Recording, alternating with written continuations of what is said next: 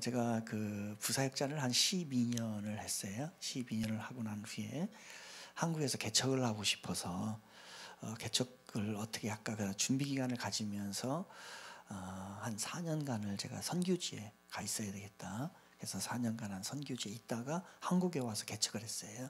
개척을 하고 이제 올해가 우리 이제 청지기 교회에 대덕 테크노밸리라고 이제 그 연구단지 있는 데 있죠. 그쪽에 이제 한화가 기획을 해서 새로 생긴 이제 어떤 그 신도시라고 할까요? 그러한 곳에 이제 개척을 해서 올해 제가 15년이 됐어요.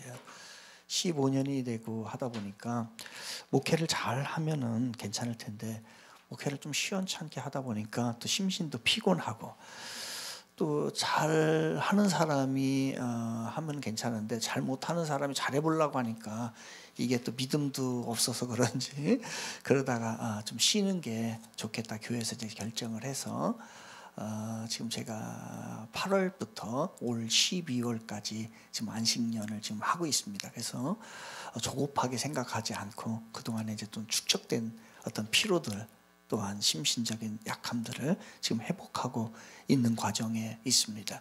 그러다가 우리 교인들 이제 장로님들이 막 찾아왔어요. 찾아와가지고서 목사님 여기 지금 대전에 있으면 안 된다고 어디든지 나가야 이게 되지 절대로 여기 근처에도 있지 말라고. 그래서 사실 전 집에 있는 게 좋거든요.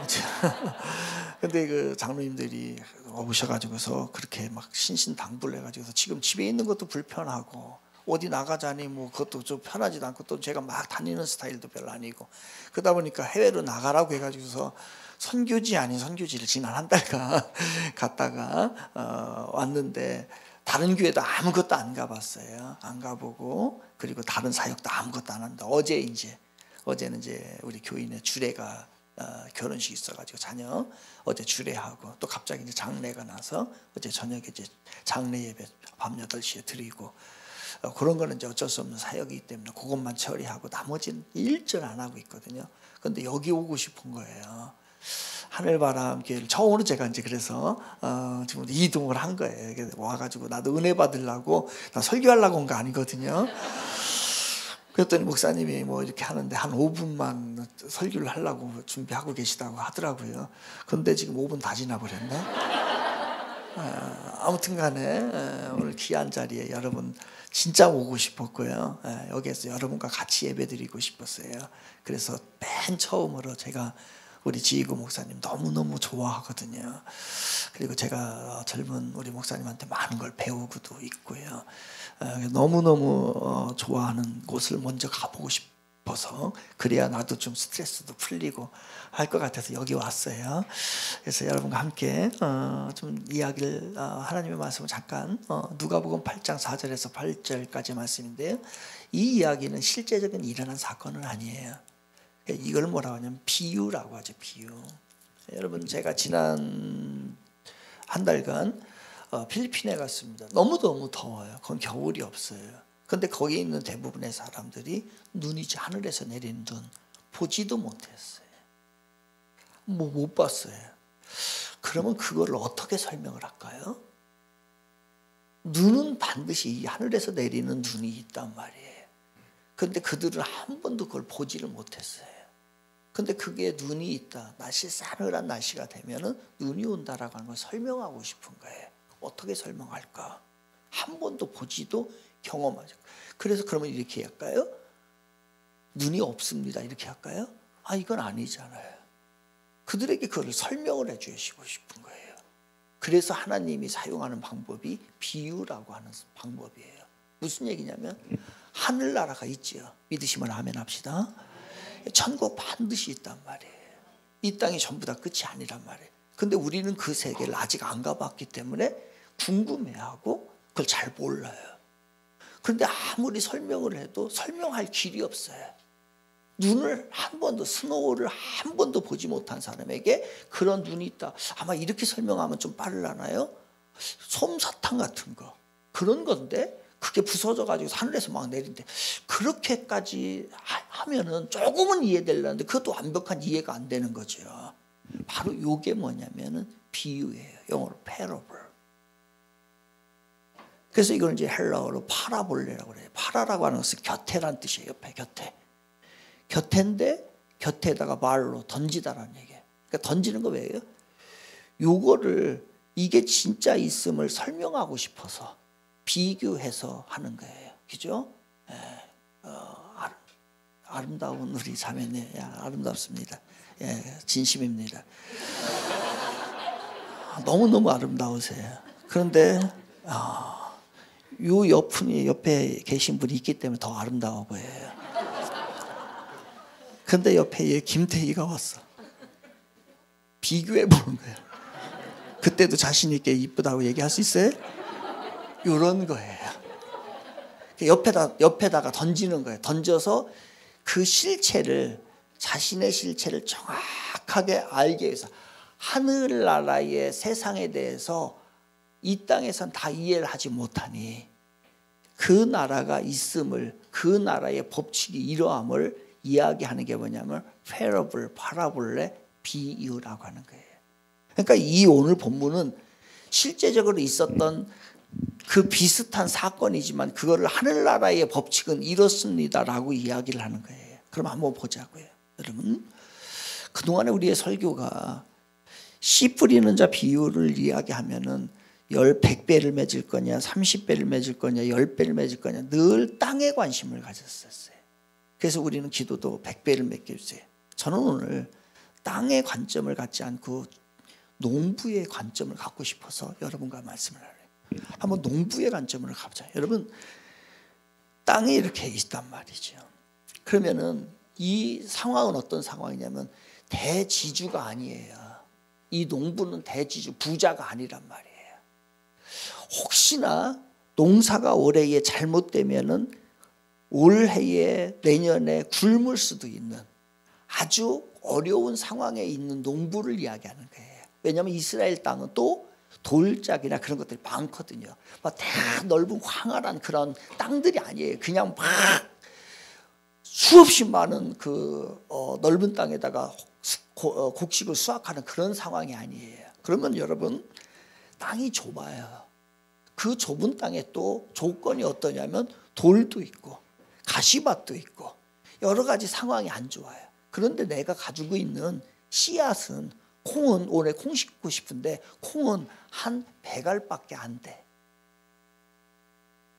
100알을 뿌려서 걷어야 내년에 우리가 1년간 살 수 있고 자식에게 먹일 수 있고 그리고 공부도 시킬 수 있고 모든 일들을 할 수 있는 거예요. 그렇다고 한다면 우리 아름다운 자매님, 그 100알의 콩을 그냥 아름다운 자매, 제가 성함을 잘 모르니까 김태희라고 합시다. 김태희 같아요. 우리 김태희 자매님, 그 씨를 10개의 콩을 어떻게 뿌릴 거예요? 어떻게 뿌릴 거예요? 여기는 돌밭이고 여기는 가시밭이고 여기는 옥토 괜찮은 밭이에요.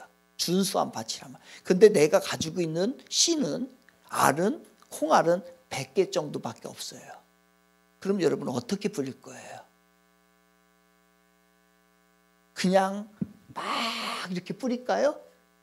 아니에요. 잘못 뿌리면은 내년에 우리가 굶게 돼 있단 말이에요. 내년에 가난하게 살 수 있어요. 어떻게 뿌려야 돼요?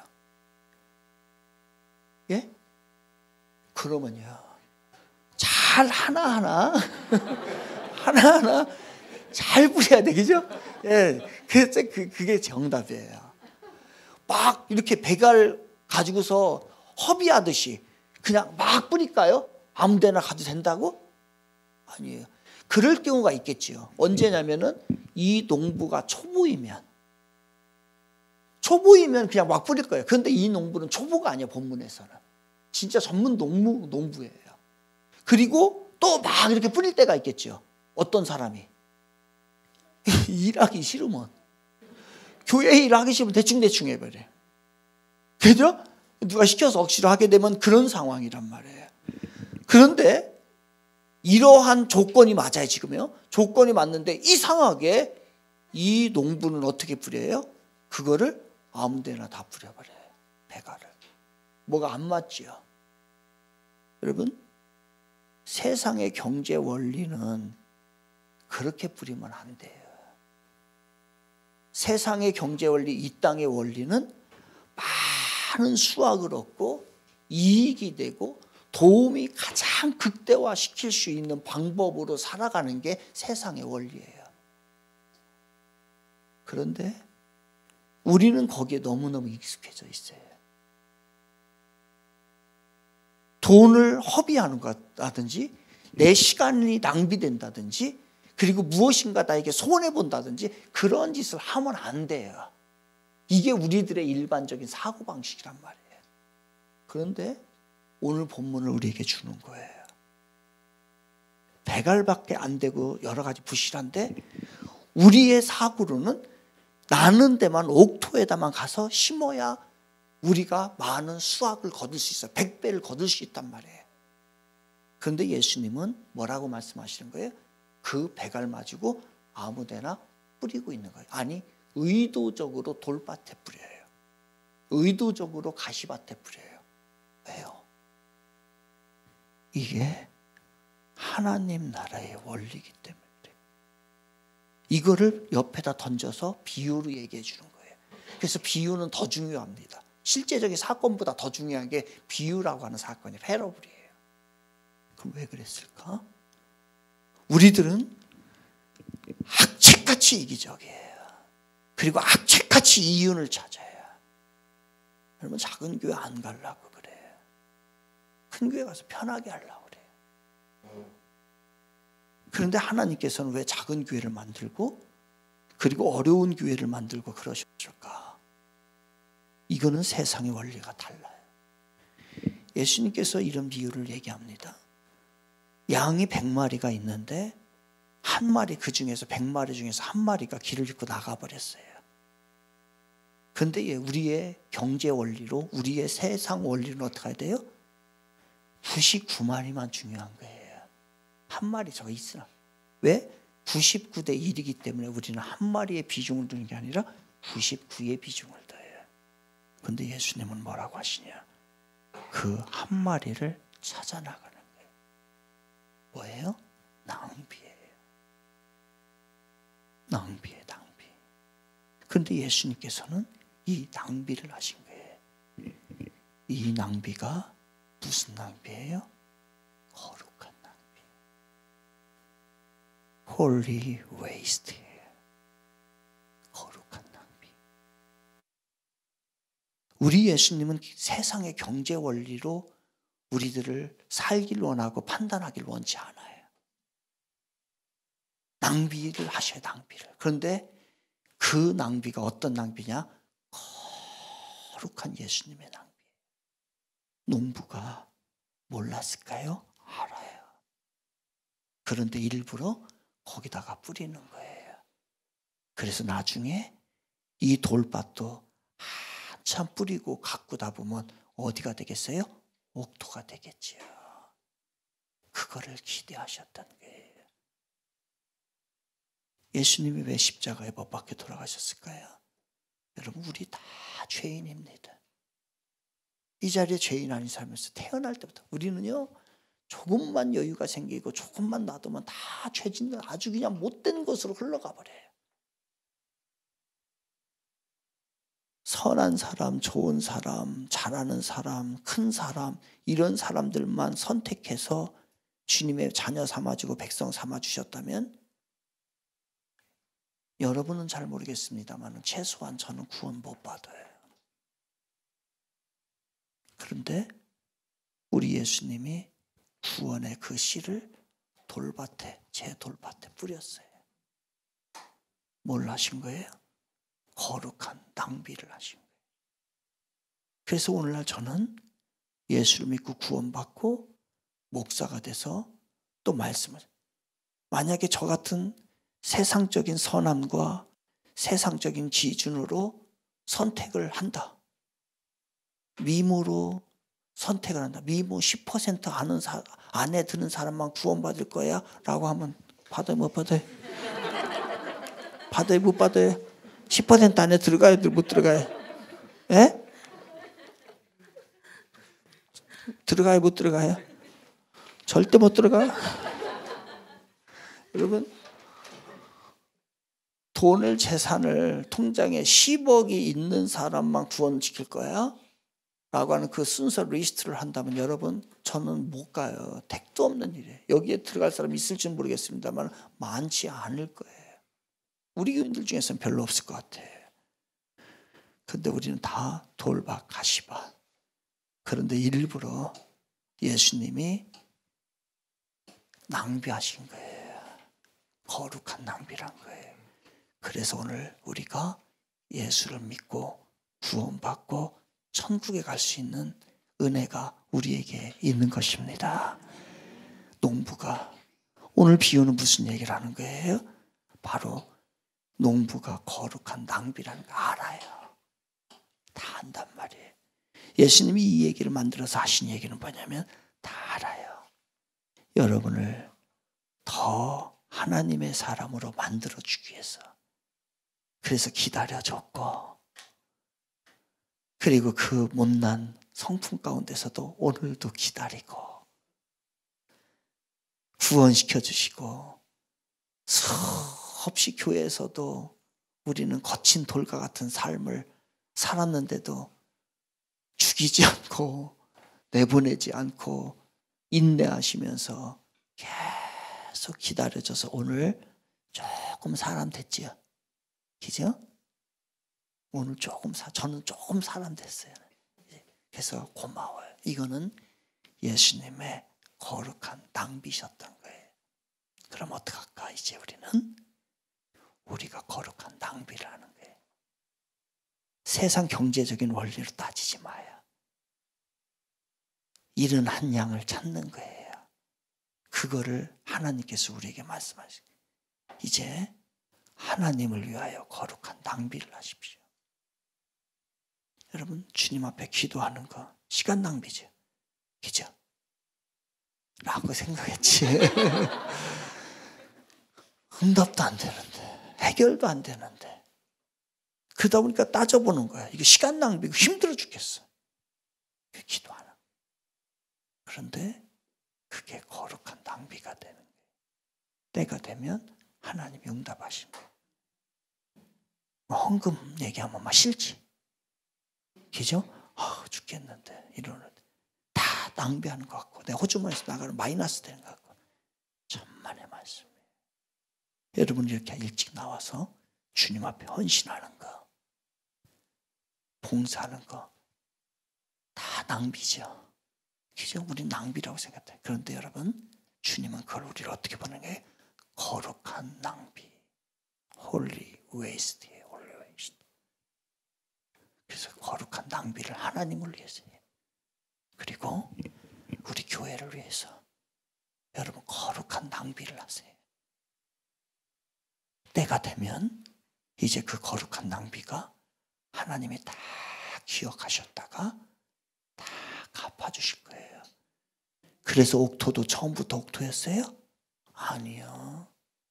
그 옥토도 돌밭이었고 가시밭이었어요.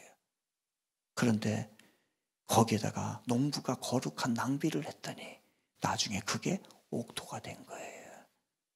지금은 내가 다 소비하는 것 같이, 낭비하는 것 같지만 그거 아닙니다. 그래서 죽도록 충성하고, 그리고 애를 써서 교회 세우시고, 우리 사랑하는 목사님 여러분 많이 도와주세요. 그래서 목사님이 이제는 목사님이 여기까지 키워놨으면 이제 여러분이 목사님을 키워야지. 그잖아요. 예, 우리 오는데 이제 우리 아픈 장로님 있어서 전화를 하고는 이제 기도를 매일 해주거든요. 하는데 제가 여기 온다니까 그분은, 저 장로님이 전부터 뭐라고 얘기냐면, 목사님은 아우라가 있어야 돼요. 그러더라고요.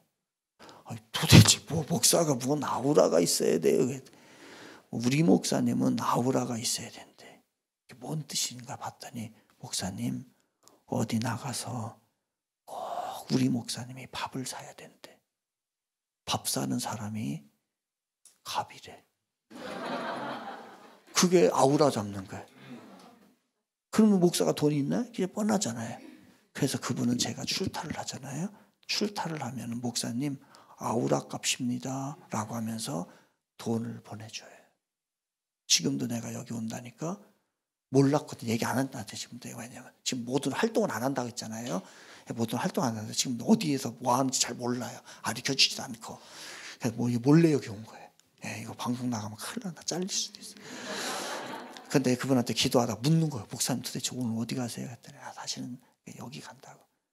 그러면 가서 쓰셔야 오고 갈 때에 경비 있어야 합니다 라고 통장에 돈 보냈으니, 통장에 돈 보내라는 얘기 아니에요. 시험에 들지 말아요. 그거 아니고, 목사님은 성도들을 위해서 피와 땀을 다 쏟잖아요. 이제 성도들은 또 목사님, 그리고 교회를 위하여, 하나님을 위하여, 서로를 위하여 거룩한 낭비를 하는 거예요. 그 거룩한 낭비를 하잖아요. 그러면 가을이 되면 풍성하게 이렇게 많은 열매를 맺게 돼요. 거룩한 낭비를 하십시오.